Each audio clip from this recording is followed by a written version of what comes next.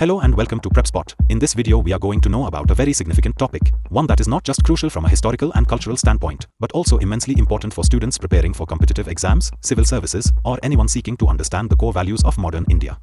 Today, we are going to explore the 134th birth anniversary of Dr. Bhimrao Ramji Ambedkar, which will be celebrated on 14th April 2025. This year, the occasion takes on even greater significance as it coincides with the 75th anniversary of the adoption of the Indian Constitution.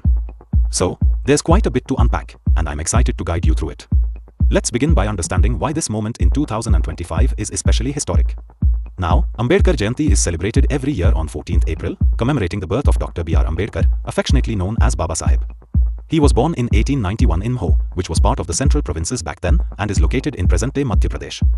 Over the decades, this day has grown in prominence, especially among the Dalit community, marginalized groups, intellectuals, and advocates for social justice. But in 2025, the celebrations are expected to reach a new level of magnitude. Why? Because it also marks 75 years since the Constitution of India was adopted in 1949 under Ambedkar's leadership as the chairman of the drafting committee. The Indian government has already announced plans for enhanced nationwide celebrations. These include an official flower offering ceremony at Prerna Sthal, Sansad Bhavan in New Delhi, scheduled between 9:30 a.m. and 12:30 p.m. on 14th April. This event is organized by the Dr. Ambedkar Foundation under the Ministry of Social Justice and Empowerment.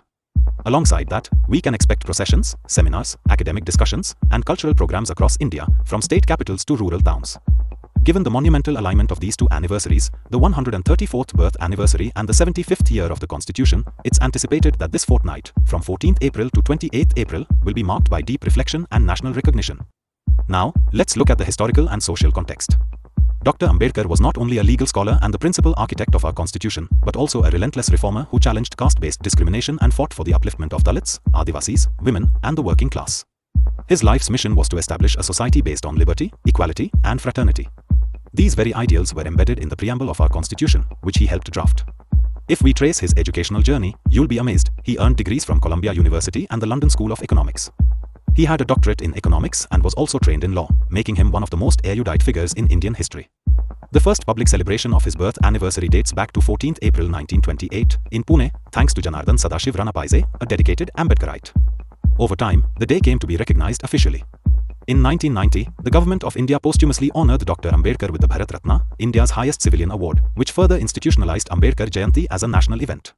Today, it is not just a day of tribute but a moment of activism, education, and reflection, especially in states like Maharashtra, where it's also observed as Jnana Din or Knowledge Day. Moving to this year's specifics, 14th April 2025 falls on a Monday and has been declared a public holiday by the central government. This decision was officially announced in the Reserve Bank of India's annual holiday calendar. Schools, colleges, government offices, and banks across most states will remain closed. And what this does is allow for greater participation by citizens in commemorative events. Moreover, high-profile political leaders, including the President and the Prime Minister, traditionally pay homage at Dr. Ambedkar's statue in Parliament. Given the symbolic importance of this year, we can expect even more elaborate coverage in national media and a deeper spotlight on his role in shaping modern India.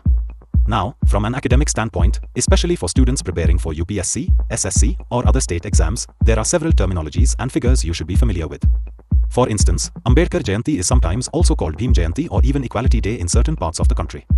The term Dalit, used widely in the social and political discourse today, refers to communities historically considered untouchable under the caste hierarchy, communities for whom Ambedkar became a voice, an icon, and a protector. He was a vocal opponent of untouchability, and under his leadership, Article 17 of the Constitution was introduced, which formally abolished the practice. One of his most powerful social tools was the policy of reservation, which aimed to provide representation for scheduled castes and scheduled tribes in education, employment, and legislature. The roots of this policy can be traced directly to Ambedkar's vision of social equity. Another important chapter in his life was his conversion to Buddhism in 1956, alongside thousands of followers, rejecting the caste-based structure of Hindu society and embracing a path that he believed embodied equality and rationality. Let's take a moment to revisit some numerical data and timelines that are crucial for your understanding. Dr. Ambedkar was born on 14th April 1891 and passed away on 6th December 1956. The Indian Constitution was adopted on 26th November 1949 and came into force on 26th January 1950. So, when we speak of the 75th anniversary, we are referring to the Constitution's adoption in 1949, meaning that from 26th November 2024, we've already entered the commemorative 75th year. This sets the stage for more than just 14th April, it marks a year-long celebration of India's constitutional democracy and Dr. Ambedkar's instrumental role in it. Now, the upcoming events are not just limited to Delhi. Major cities like Mumbai and Nagpur will witness massive gatherings at Chaitya Bhumi and Diksha Bhumi, respectively, two sites deeply associated with Ambedkar's final rites and his conversion to Buddhism. These events will include speeches, prayers, and public seminars.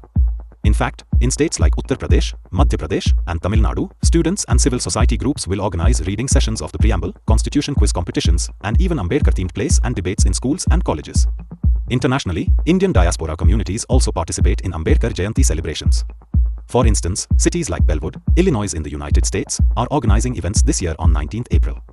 In Canada, particularly in British Columbia, 14th April has been officially recognized as Dr. B.R. Ambedkar Day of Equality. These developments show how Ambedkar's vision has transcended national boundaries and become part of a global movement for justice and equality. Let's now talk about some of the key personalities and institutions involved in organizing these events.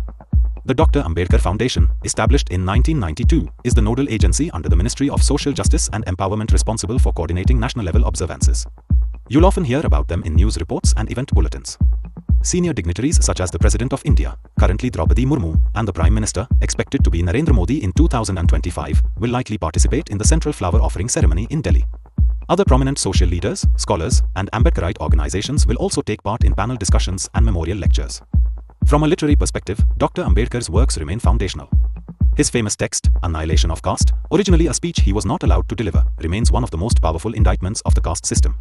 Other important writings include the Buddha and his Dhamma, Who Were the Shudras, and The Problem of the Rupee, each exploring different dimensions of India's social and economic fabric.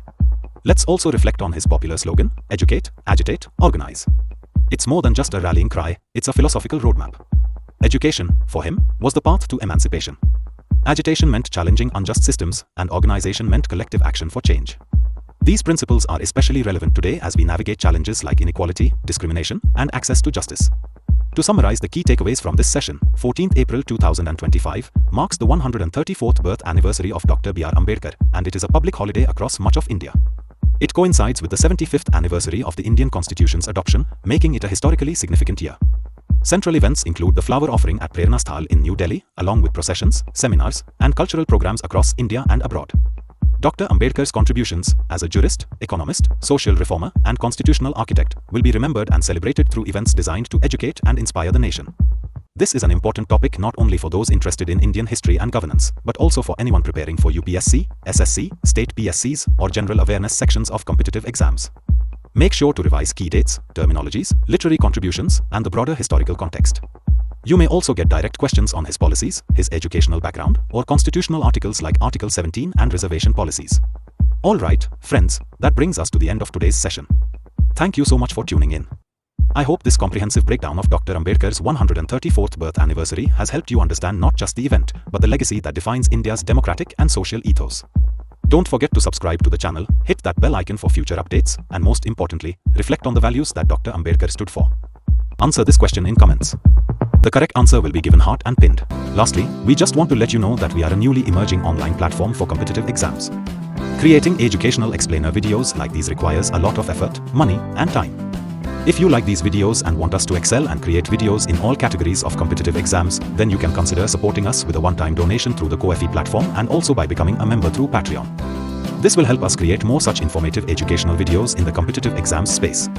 So, one last time, subscribe and share this channel with all your friends who are preparing for competitive exams. And also, follow us on social media platforms. The links are given in the About section of the channel and also in the video description. So, see you in the next video.